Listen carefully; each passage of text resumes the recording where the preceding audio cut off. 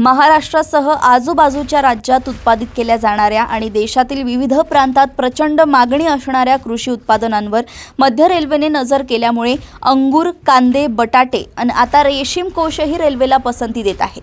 परिणामी रेल्वेच्या तिजोरीत पालेभाज्या, फळांच्या माध्यमातून कोट्यवधींची गंगाजळी जमा होत आहे। रेल्वेच्या मालवाहतुकीचा आतापर्यंत सर्वाधिक जोर विदर्भातील कोळसा, सिमेंट आणि राखेच्या मालवाहतुकीवर होता। त्यातून रेल्वे कोट्यवधींची कमाई देखील करत होती। मात्र मालवाहतुकीची दायरा प्रशस्त करण्यासाठी मध्य रेल्वेकडून गेल्या वर्षभरापासून विविध प्रयत्न केले गेले।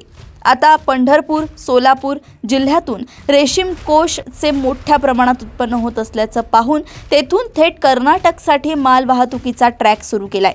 त्यामुळे आशियातील सर्वात मोठ्या रेशीम कोशाची बाजारपेठ असलेल्या रामनगरम येथे पंढरपूर, सोलापूरचे रेशीम कोश थेट रेल्वेने पोहोचू लागले आहेत। नोव्हेंबर-डिसेंबर 2025 या अवघ्या 2 महिन्यात 14,939 किलो रेशीम कोशचे 535 पार्सल तेथे पोहोचवण्यात आले आणि त्यातून कोट्यवधींचा महसूलही रेल्वेचा कोश सिल्की करून गेलाय।